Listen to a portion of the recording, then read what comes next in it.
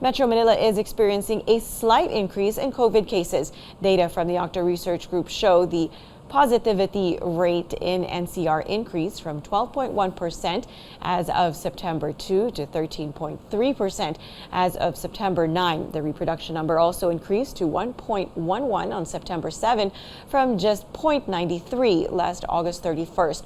Now let's try to make sense of these numbers. Joining us now live via Zoom is OCTA Research Fellow Guido. Good morning, Professor.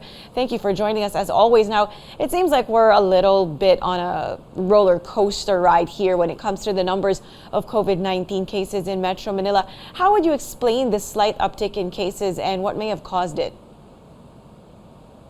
Well, Ria, you're absolutely correct that it looks like a roller coaster, even looking at the graphics that you presented just a while ago. So the NCR did see a slight uptick in cases. It has the growth rate, the 1 week growth rate has now actually increased as of yesterday to about 9%. So it's actually, the uptick is actually increasing a little bit.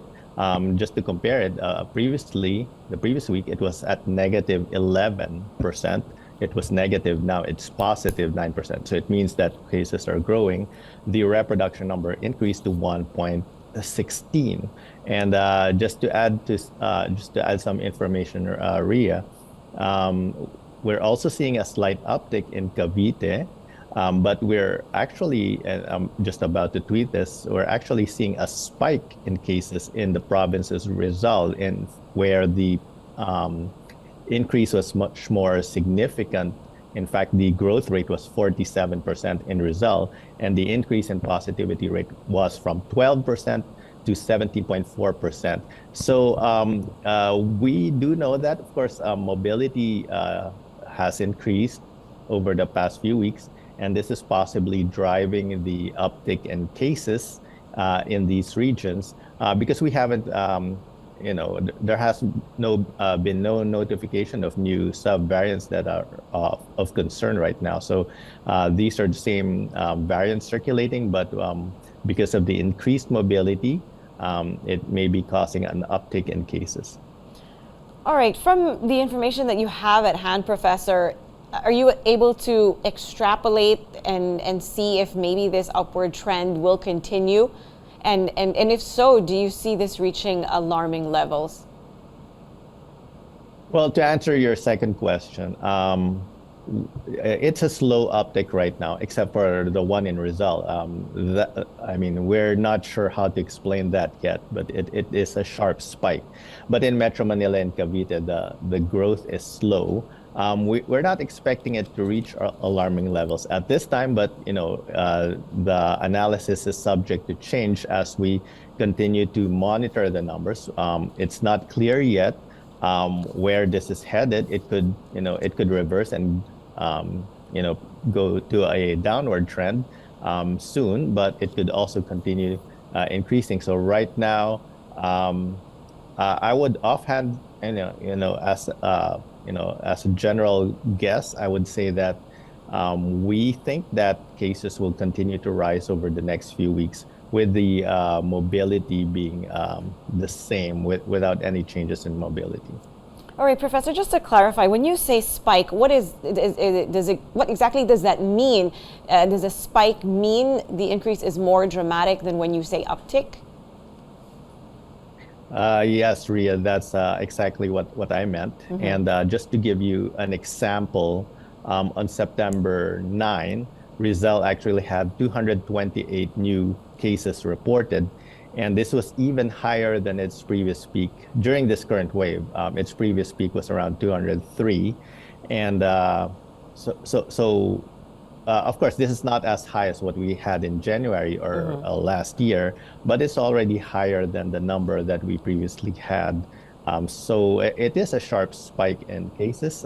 It could be due to backlog, but we are seeing also a sharp increase in the positivity rate from 12 to 17.4%. And that's a significant increase. I mean, as compared to Metro Manila, the increase is slight, like 12 to 13%. So it's like only about a 1% increase. But in Rizal, it's like a 5% increase in positivity rate. So there's, I mean, we're not sure of what to make of what's going on in Rizal at the moment. So that's why it's better for us to wait for more data, more information, and possibly by this week or next week, we'll have a better picture of what's happening in Rizal. Right. Still on the provinces, are there any other provinces that you're watching aside from Cavite and Rizal, as you mentioned, that are experiencing increases right now? We're checking the other provinces, Maria, because these are, new developments. We didn't see the positive growth rate last week, so we're just seeing this now. So offhand, I would say that, possibly, this is happening in NCR and Calabarzon. So we're still about to check what's happening in Bulacan. But in the rest of the country, cases are still on a downward trend, and we're seeing that in Davao City and Cebu City. So, we'll have some numbers soon, probably by this week. But yes, right now we're only seeing this in NCR, and the sharp spike that we saw, I think so far we've only seen it in Rizal. All right, Professor, as you know, we are in the Burr months, and it's going to just get busier and busier with reunions and parties and celebrations. What scenario are we looking at over the next few weeks and months? Well, Ria, of course, yes, you're absolutely correct. We might expect mobility to increase even further during the Burr months. And to be fair, hospitalizations have remained low in NCR, and that is one of the primary considerations, considering we have a lot of challenges in front of us, economic challenges, inflation and everything, livelihood, and there's also pandemic fatigue. So we might have to expect these upticks and spikes in cases over the next months. And it's not necessarily alarming to expect that, but at the same time, we have to make sure that we have to inform the public, especially the vulnerable population, the elderly, those with comorbidities, because they're the ones who are at most risk or at highest risk of getting hospitalized. And as for the rest of the population, we just have to practice the protocols, and basically, we should know how to take care of ourselves after 2 years of the pandemic.